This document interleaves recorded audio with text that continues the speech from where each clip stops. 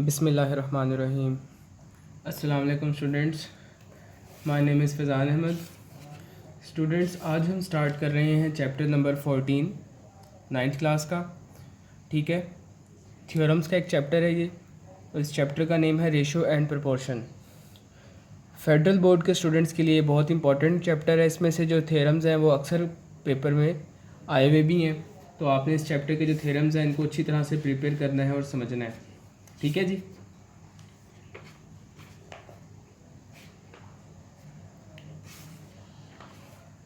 इस चैप्टर में total students 4 theorems हैं। ठीक है, वन बाय वन हम उन थ्योरम्स को सीखेंगे। तो आज हम स्टार्ट कर रहे हैं थ्योरम नंबर 1। उससे पहले देखिए, आप चैप्टर का नेम है बच्चों ratio and proportion. Ratio and proportion, तो पहले एक रफ़ आइडिया ले लें जल्दी से कि रेशो और प्रोपोर्शन क्या होते हैं। रेशो बेसिकली क्या होता है? रेशो एक कंपैरिजन होता है। क्या होता है? एक कंपैरिजन, एक ऐसा कंपैरिजन जो दो सेम काइंड की क्वांटिटीज़ के दरमियान में हो। ठीक है, ऐसा कंपैरिजन जो दो सेम काइंड की क्वांटिटीज़ में हो, दो लाइक क्वांटिटीज़ में हो, that comparison is known as ratio. ठीक है, और comparison between two same quantities, दो सेम क्वांटिटीज़ के दरमियान जो रेशो होती है, कंपैरिजन होता है, that is known as ratio. और इसको इस तरह से सिंबॉलिकली डिनोट किया जाता है, ए रेशो बी। ठीक है जी, इस तरह से सिंबॉलिकली लिखते हैं। और प्रोपोर्शन क्या होता है इसको भी समझ लें। अगर आपके पास दो रेशोज़ हों, सपोज़ करें एक रेशो ए रेशो बी है और दूसरी रेशो सी रेशो डी है। अगर हम इन दोनों रेशोज़ को आपस में इक्वल कर दें, इनके दरमियान इक्वलिटी का साइन प्लेस कर दें, तो अब ये जो स्टेटमेंट बनती है that is known as proportion. ठीक है जी। अब हम आगे चल रहे हैं। हमारा थ्योरम नंबर 14.1 फर्स्ट थ्योरम है जी। स्टेटमेंट है, a line parallel to one side of a triangle a line parallel to one side of a triangle and intersecting the other two sides divides them proportionally। Statement आपने देखी। अब इसके according मैं diagram बनाऊंगा। Diagram से आपको बेहतर समझ में आएगा कि इस थ्योरम में क्या गिवन है और क्या हमने प्रूव करना है।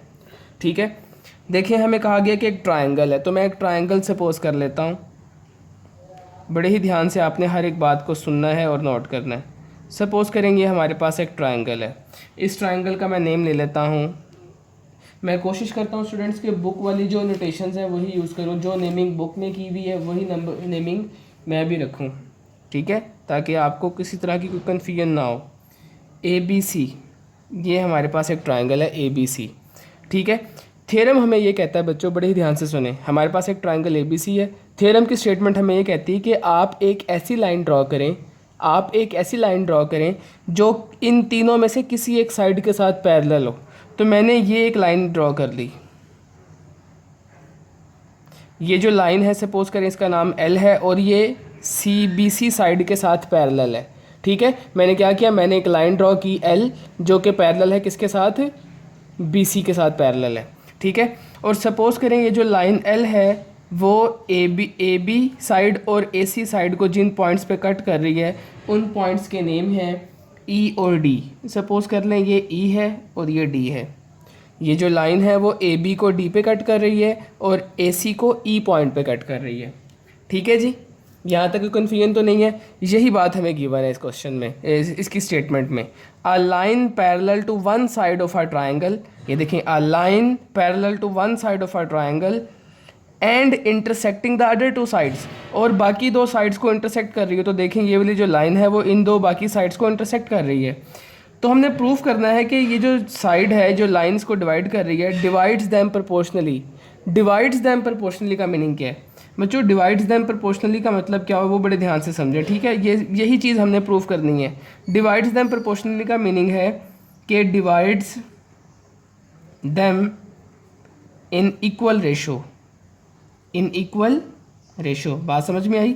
डिवाइड्स दैम प्रोपोर्शनली का मीनिंग है कि हमने प्रूफ करना है कि वो इक्वल रेशो में डिवाइड कर रही है। इक्वल रेशो में डिवाइड करने का क्या मतलब?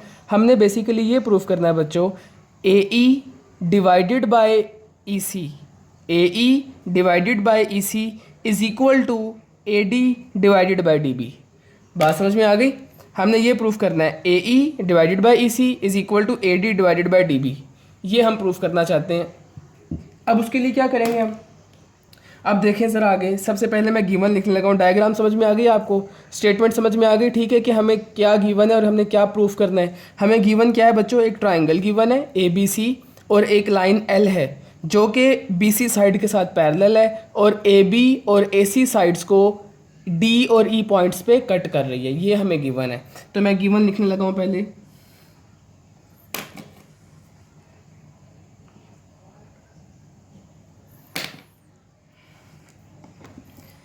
गिवन है जी, in triangle ABC, in triangle ABC L is a line, L is a line which is parallel to BC। L किसके पैरेलल है, BC के, which is parallel to BC and it is intersecting, और ये जो line L है वो intersect कर रही है AB को D पर और AC को E पर, and it is intersecting sides AB and AC at points D and E respectively. ठीक है बच्चों, यहाँ तक कोई कन्फ्यूजन तो नहीं। जो कुछ मैंने आपको डायग्राम में बताया था वो सारा कुछ मैंने वर्डिंग में एक्सप्लेन कर दिया है गिवन में, ये चीज़ हमें गिवन है। अब हमें ये जो गिवन है, अब हमने प्रूफ क्या करना है, अब हम वो लिखेंगे। हम प्रूफ ये करना चाहते हैं कि ये जो लाइन L है वो बाकी दोनों साइड्स को प्रोपोर्शनली डिवाइड कर रही है। कैसे डिवाइड कर रही है, प्रोपोर्शनली डिवाइड कर रही है। प्रोपोर्शनली डिवाइड का मतलब है इक्वल रेशो में डिवाइड कर रही है। तो टू प्रूफ क्या करना चाहते हैं हम, प्रूफ हम ये करना चाहते हैं कि मेजरमेंट AE और मेजरमेंट EC, इन दोनों की ratio, measurement AE ratio measurement EC is equal to AD ratio DB, measurement AD ratio measurement DB। ये हम प्रूव करना चाहते हैं। ठीक है, अब हम कुछ एक कंस्ट्रक्शन करेंगे इस डायग्राम में अपनी कन्वीनियंस के लिए, जिससे क्वेश्चन को, थ्योरम को प्रूफ करना हमारे लिए आसान होगा। वो कंस्ट्रक्शन क्या है वो बड़े ही ध्यान से आपने सुननी है और समझनी है। ध्यान से देखें, हर एक बात को गौर से सुने। एट द एंड आपको 70-80% थ्योरम इंशाल्लाह याद हो जाएगा। ठीक है, आपने हर एक बात को बड़े ही ध्यान से सुनना है, आपका सारा फोकस इस तरफ होना चाहिए। कंस्ट्रक्शन सुने बच्चों, क्या है कंस्ट्रक्शन, बहुत सिंपल है। करना क्या है हमने कंस्ट्रक्शन में, जो पॉइंट B है उसको E के साथ ज्वाइन कर दें। B को किसके साथ ज्वाइन कर दिया हमने, E के साथ। ये लें जी, ज्वाइन कर लेते हैं। B को E से ज्वाइन किया। सिमिलरली आप E को D से ज्वाइन कर दें। ठीक है बच्चों, हमने क्या किया, B को E से ज्वाइन किया और D को EC से ज्वाइन कर दिया। ठीक है, यहाँ तक कोई कन्फ्यूजन तो नहीं। अब उसके बाद आप दो काम और करें। ये जो पॉइंट D है, इस पॉइंट D से इस AC साइड के ऊपर एक परपेंडिकुलर ड्रॉप करें, इस D से इस AC के ऊपर। तो वो जो परपेंडिकुलर होगा वो कुछ ऐसा होगा, ये परपेंडिकुलर है, 90 का एंगल बना रहा है। ठीक है, और आप सिमिलरली E से इसकी ऑपोजिट साइड जो AB है इसके ऊपर परपेंडिकुलर ड्रॉप करें, तो वो परपेंडिकुलर कुछ ऐसा होगा। ठीक है, कोई कन्फ्यूजन तो नहीं यहाँ पर, बिल्कुल सिंपल। अब सपोज कर लें आपके D का जो परपेंडिकुलर AC साइड पे जिस जगह पर जाके ड्रॉप हुआ है वो पॉइंट है हमारे पास M, ये M पॉइंट है, और जो E का परपेंडिकुलर E से ड्रॉप किया है वो है EL। ठीक है, हमने क्या किया, सुनो बच्चों दोबारा, कंस्ट्रक्शन में क्या किया, join B with E and D with C। एक तो ये कंस्ट्रक्शन की, दूसरी क्या की, draw DM perpendicular on AC और EL परपेंडिकुलर ऑन AB। यही बात अब मैं कंस्ट्रक्शन में लिखने लगा हूँ, बिल्कुल सिंपल कंस्ट्रक्शन थी। देखें ज़रा, join B to E and B to E and C to D and C to D। ठीक है, उसके बाद हमने क्या किया, draw DM perpendicular on AC, draw DM perpendicular on, DM perpendicular है AC के ऊपर, and EL perpendicular on, EL किसके ऊपर परपेंडिकुलर है बच्चों? EL परपेंडिकुलर है AB के ऊपर, परपेंडिकुलर ऑन AB। ये कंस्ट्रक्शन थी, ठीक है जी। अब देखें ज़रा, आगे चलते हैं। कंस्ट्रक्शन के बाद अब प्रूफ देखें।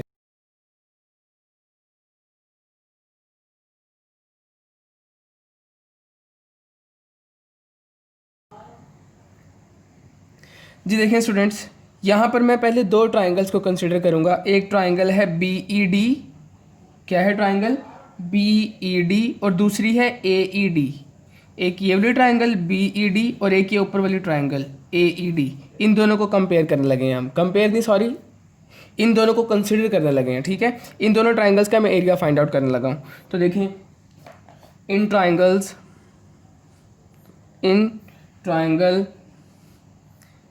BED and AED, in triangle BED and triangle AED, BED और AED, इन दोनों ट्राइंगल्स के अंदर अगर आप गौर करें तो जो EL साइड है, EL, वो इन दोनों का क्या है? परपेंडिकुलर है, ठीक है। EL क्या है बच्चों? इन दोनों का, वो इन दोनों ट्राइंगल्स का कॉमन परपेंडिकुलर है। क्या है? Common perpendicular. तो वही लिखने लगे हम यहाँ पर, EL is the common perpendicular, is the common perpendicular। हम इस परपेंडिकुलर का जिक्र क्यों कर रहे हैं? क्योंकि जब मैं फार्मूला लगाऊंगा एरिया का तो मुझे हाइट चाहिए होगी। हाइट बेसिकली कॉमन परपेंडिकुलर ही है, ठीक है। इसलिए हम यहाँ पर कॉमन परपेंडिकुलर के बारे में बता रहे हैं। हर एक चीज़ लॉजिकल है बच्चों, कोई भी चीज़ रटा नहीं है, ठीक है ना। आपने हर एक चीज़ को समझना है। मैंने दो ट्राइंगल्स ले ली BED और AED, और इन दोनों का कॉमन परपेंडिकुलर क्या है? EL है। तो अब मैं दोनों ट्राइंगल्स का एरिया फाइंड आउट करने लगा हूँ। सो ट्राइंगल BED, पहले BED की बात करते हैं, BED का एरिया निकालते हैं। तो फॉर्मूला होता है 1/2 into base into height, into base into height. अब आप देखें BED जो है, BED उसकी बेस कितनी है? उसकी बेस है BD, यहाँ से लेके यहाँ तक ये बेस है, ठीक है। तो ये आ गया मेजरमेंट BD, ये बेस है, ठीक है। और हाइट कितनी है बच्चों? हाइट तो EL है, तो मेजरमेंट EL, यहाँ तक आ गए, ठीक है जी। इसको आप नाम दे दें इक्वेशन नंबर 1 का, ठीक है। यहाँ तक रीज़न क्या आ जाएगी? हम सब जानते हैं कि एरिया का फार्मूला होता है, हमने यूज़ किया है एरिया का formula, that is 1/2 base into height, ठीक है जी। यहाँ तक अब जैसे आपने BED का एरिया निकाला है, उसी तरह से AED का एरिया लिखें। AED का एरिया क्या हो जाएगा? बेस, ये वाली बेस होगी, ठीक है, base into height, AD into EL। तो triangle AED is equal to 1/2 into base कितनी है? बेस है AD, मेजरमेंट AD, और हाइट कितनी है? हाइट EL ही है, measurement EL।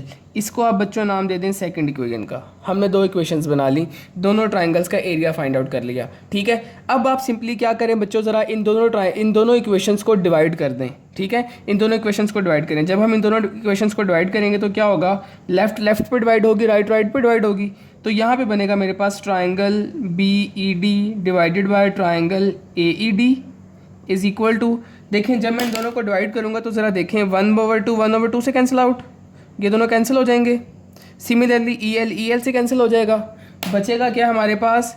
BD over AD, measurement BD over measurement AD। यहाँ तक आ गए। कैसे किया ये हमने काम? आगे रीज़न दें। डिवाइडिंग 1/2, हमने 1 को 2 से डिवाइड किया। अब आप देखें बच्चों, जिस तरह से मैंने इन दो ट्राइंगल्स को लिया BED और AED को, इसी तरह से मैं CDE और ADE को भी ले सकता हूँ, CDE और ADE। अब जो वर्किंग हमने इन दो ट्राइंगल्स के साथ की है, ये वाली ट्राइंगल और ये वाली ट्राइंगल के साथ, वही वर्किंग हम इन दो ट्राइंगल्स के साथ भी करेंगे। लेकिन अब हम दोबारा से सारी डेरिवेशन नहीं करेंगे। अब सिमिलरली करके मैं इन दो ट्राइंगल्स के लिए भी इसी तरह से एक रिज़ल्ट लिखूँगा। जो रिज़ल्ट यहाँ से मुझे मिला है इसको ऑब्ज़र्व करेंगे, ऑब्ज़र्व करके सिमिलरली करके बाकी दो ट्राइंगल्स के लिए भी हम इस तरह से वैल्यू को लिखेंगे। ठीक है, उसके लिए डेरिवेशन दोबारा से करने की ज़रूरत नहीं है, सिमिलरली करके लिखें। अब हम लिखेंगे सिमिलरली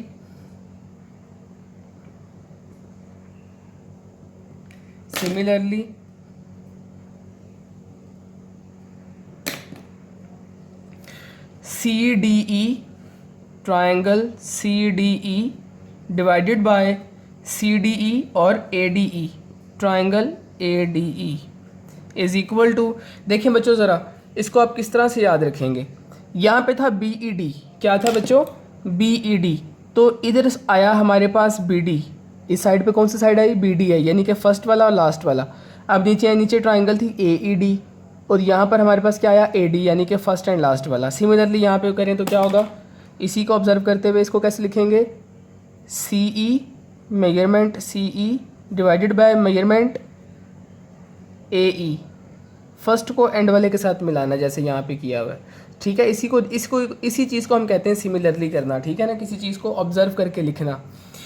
सिमिलरली करके हमने ये लिख लिया बच्चों, इसको आप नाम दे दें थर्ड इक्वेशन का और इसको आप नाम दे दें बच्चों फोर्थ इक्वेशन का। यहाँ तक आ गए, कोई कन्फ्यूजन तो नहीं है। अब ज़रा गौर करें, एक बात सुने, हमने अभी तक इस पैरेलल लाइन का जिक्र नहीं किया, अब इस पैरेलल लाइन का जिक्र आएगा। अब ये जो L लाइन थी वो BC के साथ कैसी थी, पैरेलल थी, और इस दोनों पैरेलल्स के दरमियान, इन दोनों पैरेलल्स के दरमियान दो ट्राइंगल्स आ रही हैं, एक ट्राइंगल BED है और एक CDE है। कौन कौन से ट्राइंगल्स हैं, BED और CED। ठीक है, एक बात आपने याद रखनी है, ये हमने आगे चल के थ्योरम भी करेंगे हम। ठीक है, 16 चैप्टर में आएगा ये। अगर दो लाइंस पैरेलल हों और उन दोनों लाइंस के दरमियान में हम दो ट्राइंगल्स इस तरह से बनाएं कि उन दोनों ट्राइंगल्स की बेस कॉमन हो। ठीक है, क्या कहा मैंने, अगर दो लाइंस पैरेलल हो, जैसे दो लाइंस पैरेलल हैं और इन दो पैरेलल लाइंस के दरमियान में हम कोई जितनी मर्जी ट्राइंगल्स बनाएं, यहाँ पे तो दो ट्राइंगल्स बनी हुई हैं, अगर दो ट्राइंगल्स हम इस तरह से बनाएं कि उनकी बेस कॉमन हो तो उनका एरिया भी सेम होगा। ठीक है, उनका एरिया भी सेम होगा। ठीक है जी, अब मैं इसी बात को यहाँ पे लिखने लगा हूँ, ये दोनों लाइंस पैरेलल है तो इसका मतलब ये हुआ कि ये वाली ट्राइंगल और ये वाली ट्राइंगल दोनों का एरिया कैसा होगा, इक्वल होगा। तो वही लिखने लगे हैं, but triangle BED is equal to triangle CDE is congruent to, ये जो BED है वो CDE के साथ कैसी है, कॉन्ग्रेंट है, बिल्कुल इक्वल है, उसके जैसी है। रीज़न क्या है, areas of triangles with common base and same height. जब दो पैरेलल लाइंस के दरमियान ट्राइंगल्स आती हैं तो उनकी क्या हो जाती है, अगर उनकी बेस सेम हो और उनकी हाइट भी सेम हो तो उनका एरिया सेम होता है। ठीक है, उसी बात को यूज़ करते हुए हमने कहा कि ये दोनों ट्राइंगल्स तो सेम है, वो इसकी रीज़न लिख रहे हैं हम। And same height are equal, वो ट्राइंगल्स कैसी होती हैं, इक्वल होती हैं। इस चीज़ को हमने यूज़ करते हुए ये बात लिखी। अब अगर बच्चों देखेंगे दोनों ट्राइंगल्स आपस में इक्वल हैं, कैसी हैं, आपस में इक्वल हैं, तो 3 और 4 को ज़रा कंपेयर करें। क्या मैं लिख सकता हूँ, BED CDE के इक्वल है, तो ये जो BED है और ये CDE है, क्या ये दोनों इक्वल नहीं हो जाएंगे, बताएं, इक्वल हो जाएंगे कि नहीं हो जाएंगे। ठीक है, तो 3 और 4 को कंपेयर करें अगर हम, तो हम लिख सकते हैं 3 और 4 को अगर मैं कंपेयर करूं,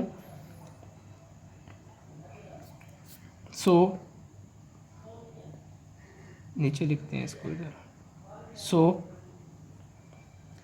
मेजरमेंट। देखें बच्चों, इन दोनों इक्वेशंस की जो लेफ़्ट साइड है वो इक्वल हो गई। अभी हमने कहा कि BED CDE के इक्वल है, तो BED CDE के इक्वल आ गया, नीचे तो ऑलरेडी इक्वल है। ठीक है, तो अगर इन दोनों की लेफ़्ट सेम है तो फिर राइट भी सेम होगी, तो वही मैं लिखने लगा हूँ। Measurement BD over measurement AD is equal to, ये वाली साइड इक्वल हो जाएगी इसके, measurement CE divided by measurement AE। यहाँ तक आ गए, कोई कन्फ्यूजन तो नहीं है, बस थ्योरम एंड होने वाला, लास्ट स्टेप रह गया हमारा, लास्ट एक दो लाइन से। ठीक है, यहाँ तक आ गए। अब हम सिमिलरली इस तरह भी लिख सकते थे कि BD over AD is equal to CE over AE, ये लिख लिया। इसी चीज़ को आप ज़रा फ्लिप करके लिख दें। ठीक है, क्या कर रहे हैं हम, इसको फ्लिप कर रहे हैं, रेसिप्रोकल कर रहे हैं। तो जब रेसिप्रोकल करेंगे तो दोनों इक्वेशंस क्या हो जाएंगी, दोनों फ्रैक्शंस रेसिप्रोकल हो जाएंगी।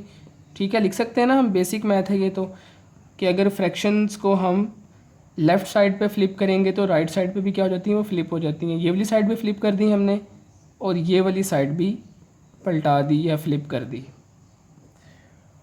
ठीक है जी, क्या किया हमने, अगर लिख दें कि रेसिप्रोकल ले लिया, टेकिंग रेसिप्रोकल, हैंस हमने प्रूफ क्या करना था बच्चों, यही प्रूफ करना था। देखें ज़रा, देखें टू प्रूफ में हमने क्या लिखा था, टू प्रूफ में हमने लिखा था ए ई रेशो ई सी। तो यहाँ पे देखें आ गया A E ratio E C is equal to A D ratio D B, A D ratio D B, prove होगी बात, थ्योरम हमारा एंड हो गया।